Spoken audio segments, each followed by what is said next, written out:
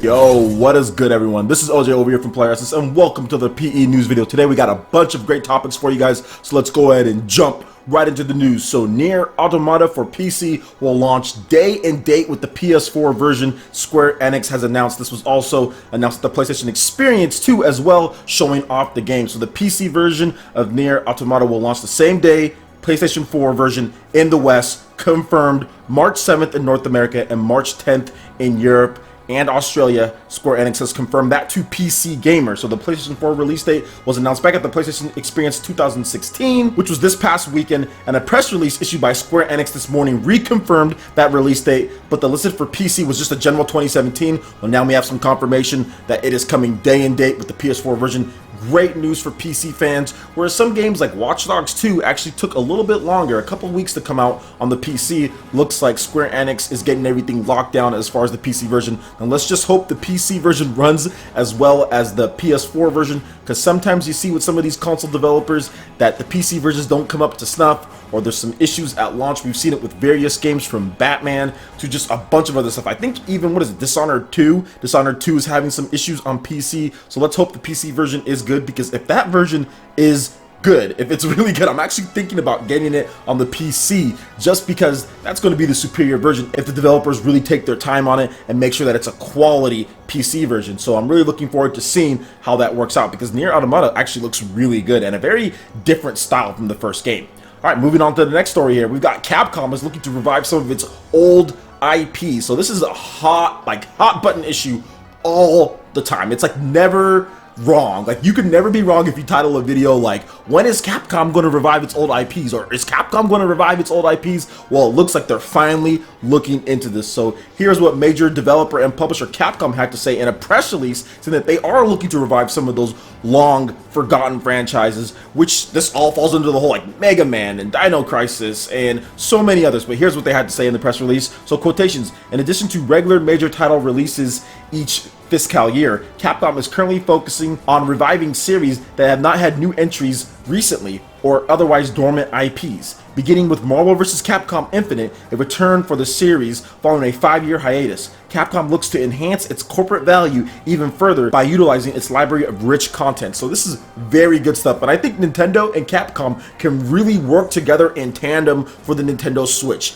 A 1-2 punch of reviving Capcom's old IPs, in addition to Nintendo actually bringing over some of their old IPs with an HD facelift, is really going to make for an exciting console, in my opinion, and an exciting gaming industry. Let's just say overall for everyone, whether it's PS4, Xbox One, Capcom getting some of the older classics, and the Nintendo Switch, and it's Nintendo bringing back stuff like Golden Sun or bringing back stuff like Star Tropics. I think both companies should really look into that and enhance the value, because yes, Mario was great, yes, Smash Bros is great, yes, Mario Kart and all of the staple franchises that we always get are great, but it would be really good for Nintendo to dig into the well a little bit and revive some of those old IPs, in addition to bringing over all of their great big blockbuster hits. I think that's what they really need to do. So we'll see what they do going forward, but I'm actually really excited about this news. And if you look at Marvel vs. Capcom Infinite, that's good stuff there. That really shows that Capcom is listening a bit. And if you look at Resident Evil 7 and some of the other stuff they've been doing, Capcom, Square Enix, these companies are finally realizing like, hey, these consumers, these old school gamers that grew up with you, they still want your games. So make them and they will buy it. So I'm really looking forward to seeing what Capcom has to offer, in addition to Nintendo hopefully reviving some of their older IPs as well. All right, and moving on to the next bit of news, we have some news coming out of France. Yes, France, actually.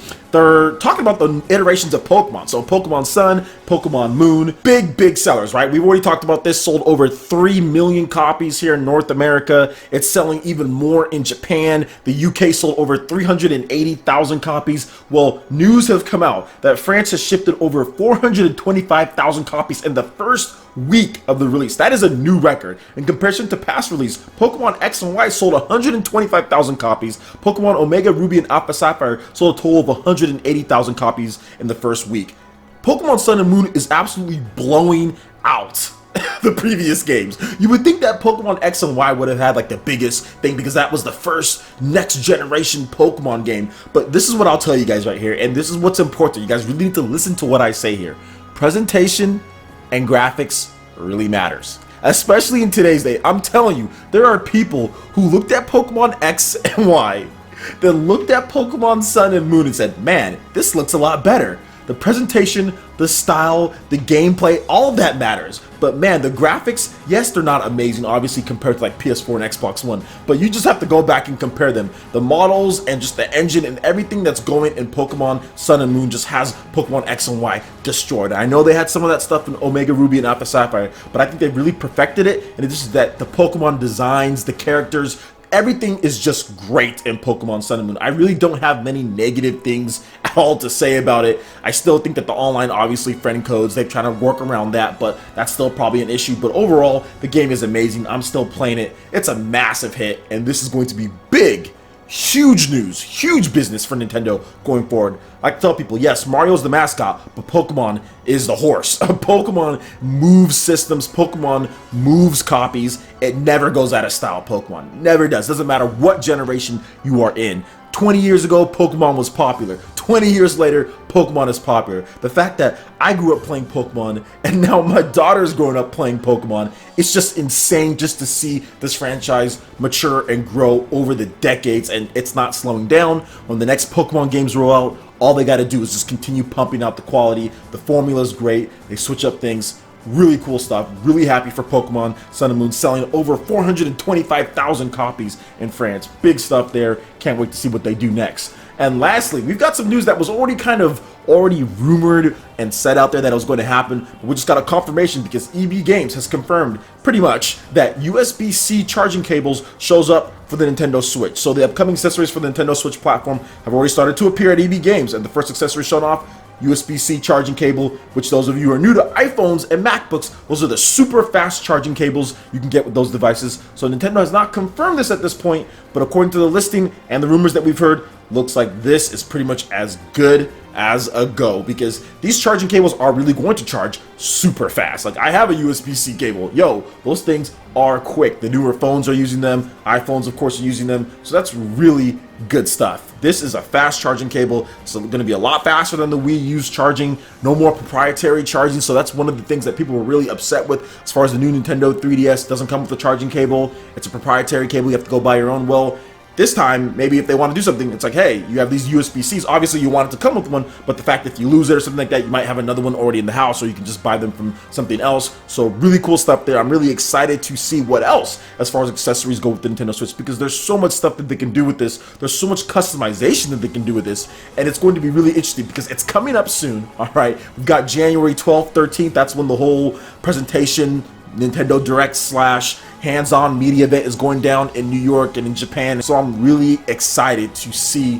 what this is going to be, because I think this is really just the start. And I'll tell you guys on a little story. So I was actually in Thousand Oaks for a business trip, and all of the guys there, they're all nerds. They're all nerds, and they all play video games, at least in Thousand Oaks. Not in my office. In my office, where I'm at in my hometown, they don't play video games. Most people don't play video games. But when I go to Thousand Oaks for work, they're all nerds and gamers there, and they were talking about Kingdom Hearts, and they were talking about all these different games, and PS4 and Xbox One and 4K TVs. But I'll tell you one thing that got brought up this time, which surprised me. They're like, hey man, you gonna get the Nintendo Switch? And I was like, whoa, wait, hold up. Somebody at work is talking to me about the Nintendo Switch. Usually nobody ever talks about Nintendo to me at work, but they're like, hey, you gonna get the Nintendo Switch?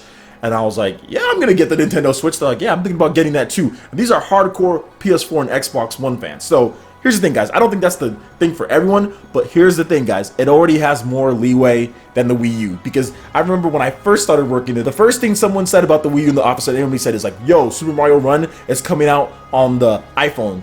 Now, I don't have to buy a Nintendo system to play Mario. But with this Nintendo Switch, they're saying, hey, you buy a Nintendo Switch? I think I'm going to get it. You can play Skyrim on the go. What other games are going to come out to it? And they're interested. That's so different from what the Wii U was, where none of the people in the office were interested in that at all. When I asked them, I was like, well, were you interested in Nintendo's last system, the Wii U? They said no. They said it looked weird. They said it looked kiddie. That's the thing that they said as far as the tablet controller. They said it looked bulky and kiddie. It didn't look very cool and stylish. But this Nintendo Switch looks very stylish, looks very sleek, and they're interested in it. So it's just an interesting dynamic to see that, the type of presentation and what Nintendo's actually put out this time compared to last time, and how it can make just a world of difference on how you present it and how it looks. Now, they still need to deliver with the games. Obviously, Skyrim is a very old game. They need to make sure that they bring out more games. develop that relationship with Bethesda, so you get the next Dishonored, so you get the next Fallout, so you get all those games. But in the meantime, this is a very good start for Nintendo, and having stuff like USBC, non-proprietary, in addition to hopefully region-free, which has been rumored, and fantastic marketing, which they've already been doing so far, it's already a good start. Alright guys, that wraps it up for this video here. Go ahead and hit that like button if you did like it. Lets me know you guys want more content like this going forward in the future. And subscribe to PlayerEssence for more news, reviews, trailers, tips, and tricks, and everything in gaming. Thank you so much for watching, and we'll see you for the next video. Peace!